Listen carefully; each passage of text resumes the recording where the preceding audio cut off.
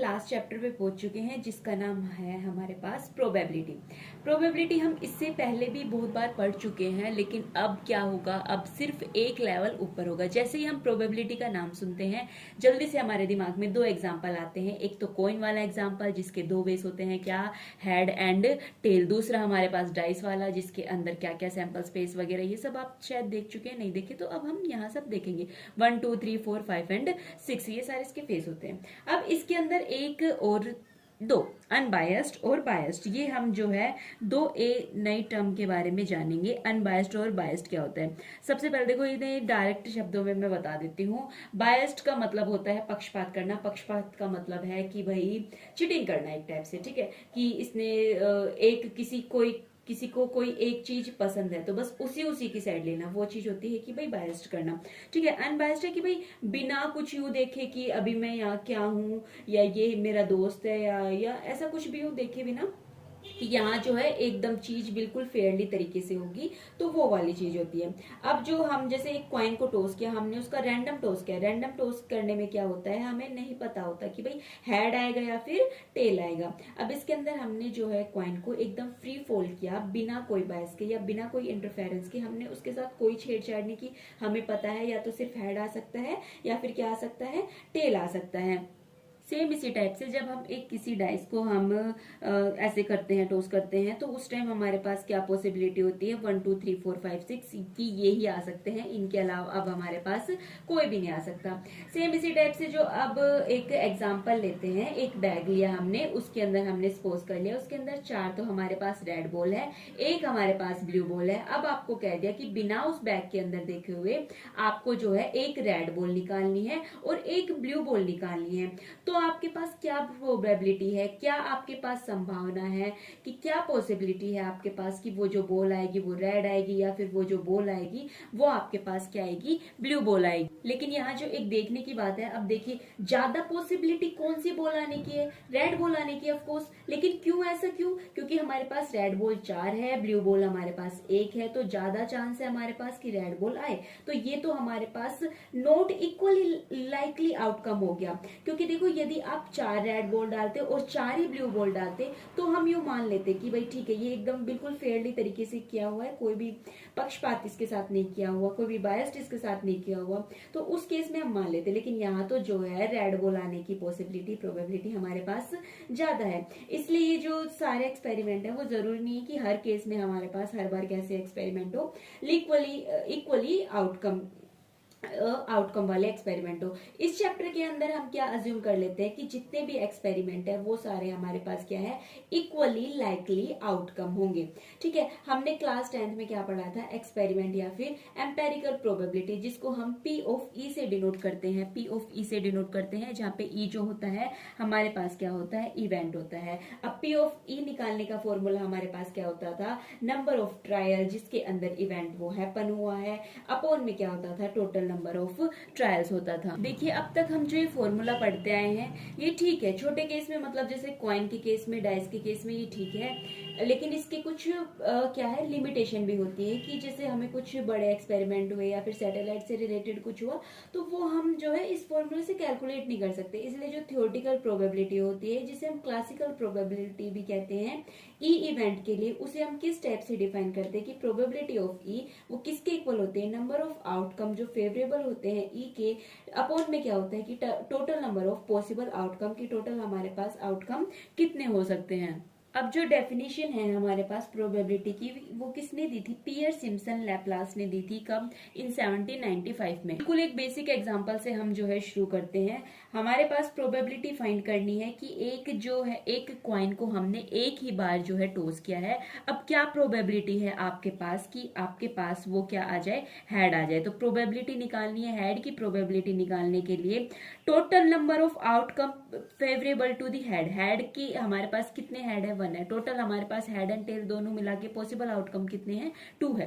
अब देखो possible outcome मतलब एक क्वाइन को टॉस किया है तो आपके पास क्या क्या चीज पॉसिबल है, या तो हेड आएगा, ठीक है, या फिर दूसरी पॉसिबिलिटी आपके पास क्या है, या फिर क्या आएगा, टेल आएगा। तो हेड की पॉसिबिलिटी हमारे पास कितनी हो गई है, 1/2। अब जो हम एक 10th में बड़ा ही इंटरेस्टिंग और एक बिल्कुल नया फॉर्मूला जो हम पढ़ते हैं वो हमारे पास है probability of E complement is equals to 1 minus में पी ऑफ ई। अब ये ई कॉम्प्लीमेंट ये हमारे पास क्या होता है, नोट ई। नोट ई को हम ऑल्सो क्या कहते हैं, कॉम्प्लीमेंट ऑफ द इवेंट ई।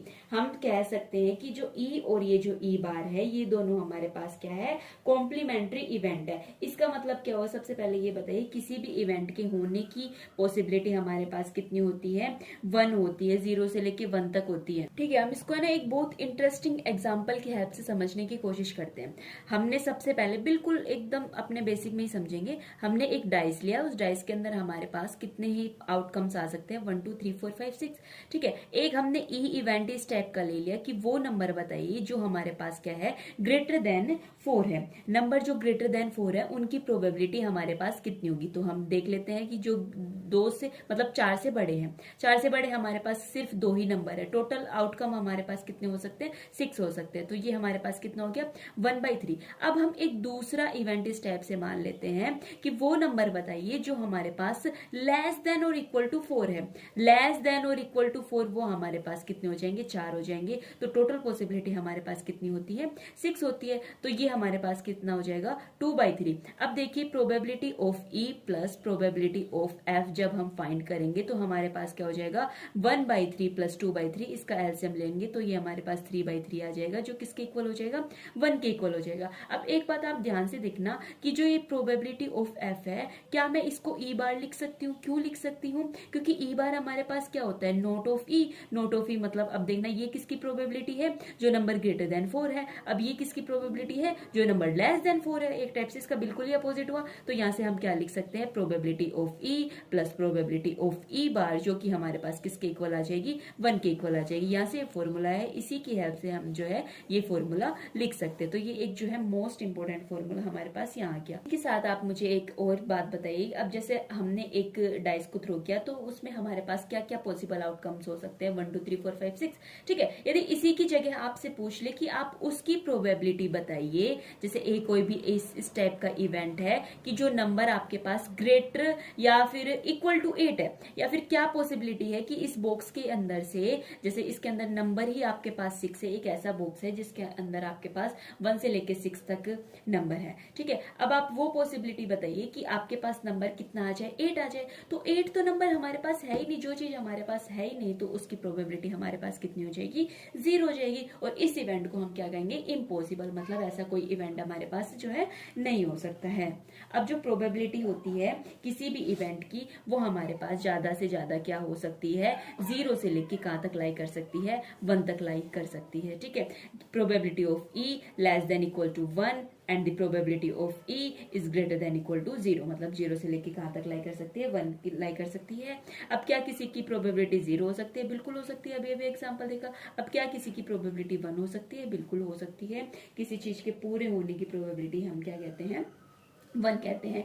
अब जो प्रोबेबिलिटी है किसी इवेंट की, यदि वो एकदम श्योर इवेंट होता है तो उसकी प्रोबेबिलिटी हमारे पास 1 हो जाती है। और इस टाइप के इवेंट को हम क्या कहते हैं, श्योर इवेंट कहते हैं, या फिर हम क्या कह सकते हैं, उसको सर्टेन इवेंट भी कह सकते हैं। अब जिसकी प्रोबेबिलिटी हमारे पास 0 आ जाती है, उस टाइप के इवेंट को हम क्या कह देते हैं, इम्पॉसिबल इवेंट कह देते हैं, ठीक है। इसी के साथ हमारे पास एक टाइप के और क्वेश्चन आते हैं, जो हमारे पास कौन से क्वेश्चन होते हैं, 52 कार्ड्स के क्वेश्चन हो सकते हैं। इस पे तो मैंने एक शॉर्ट्स वीडियो बना रखी है, आप जाके वो चेक कर सकते हैं, ठीक है। और हमारे पास किस किस टाइप के क्वेश्चन आ सकते हैं कि एक बॉक्स है, उसमें ब्लू बॉल्स हैं, व्हाइट बॉल्स है, रेड बॉल्स है, तो क्या प्रोबेबिलिटी होगी कि उसके अंदर से आप व्हाइट बॉल निकालने की प्रोबेबिलिटी क्या होगी। अच्छा देखिए, ब्लू है, व्हाइट है, रेड है, यदि इसके अलावा आपके पास ब्लैक की पूछ ले तो उसकी प्रोबेबिलिटी आपके पास सीधी सीधी क्या हो सकती है, 0 हो सकती है। तो उस चीज में हमें जो है कोई भी दिक्कत परेशानी नहीं है। अब इसके क्वेश्चन है, आप आराम से इसके क्वेश्चन ट्राई कर सकते हैं। इसके अंदर बस मेन हमें ये कॉन्सेप्ट देखना था। एक बार फिर से रिवाइज कर लेते हैं। अब जो थियोरेटिकल प्रोबेबिलिटी होती है किसी भी ई इवेंट की, उसे हम पी ऑफ ई से डिफाइन करते हैं, और वो पी ऑफ ई किसके इक्वल होता है, number of the outcome favourable to E upon किसका, नंबर ऑफ जितने भी पॉसिबल आउटकम है उस एक्सपेरिमेंट के। हम क्या अज्यूम कर लेते हैं कि जो आउटकम है एक्सपेरिमेंट के वो सारे क्या है, इक्वली लाइकली है। अब वो इक्वली लाइकली क्या होता है वो हमने देखा था। अब प्रोबेबिलिटी होती है श्योर इवेंट की, वो हमारे पास कितनी होती है, 1 होती है। अब जो प्रोबेबिलिटी होती है इम्पॉसिबल इवेंट की, वो हमारे पास कितनी होती है, 0 होती है। अब जो प्रोबेबिलिटी है किसी भी इवेंट की, वो पी ऑफ ई से डिनोट करते हैं, जिसकी वैल्यू हमारे पास 0 से लेके 1 के ही बीच में लाई करती है। अब जो एक इवेंट है वो केवल एक ही आउटकम रखता है, उसे हम क्या कहते हैं, एलिमेंट्री इवेंट कहते हैं। अब जो सम है प्रोबेबिलिटी का एलिमेंट्री इवेंट का एक्सपेरिमेंट के अंदर, वो हमारे पास सिर्फ मैक्सिमम कितना हो सकता है, 1 हो सकता है। लेस देन इक्वल टू का मतलब सिर्फ इतना ही हो सकता है, इससे ज्यादा नहीं हो सकता। अब जो प्रोबेबिलिटी ऑफ ई होती है और जो प्रोबेबिलिटी ऑफ ई बार होती है, वो हमारे पास 1 के इक्वल होती है। अब ये ई बार हमारे पास क्या है, नोट ई। ई बार को हम क्या कहते हैं, कॉम्प्लीमेंट्री इवेंट कहते हैं। तो यही ध्यान रख लेना, ई बार हमारे पास क्या होता है, कॉम्प्लीमेंट्री इवेंट होता है। ठीक है। और एक इसके अलावा हमने क्या देखा था, एक इवेंट के अंदर केवल एक ही आउटकम होता है, तो उसे हम क्या कहते हैं, एलिमेंट्री इवेंट कहते हैं। ठीक है। इसी के साथ आई होप आप लोगों को वीडियो अच्छी लगी होगी।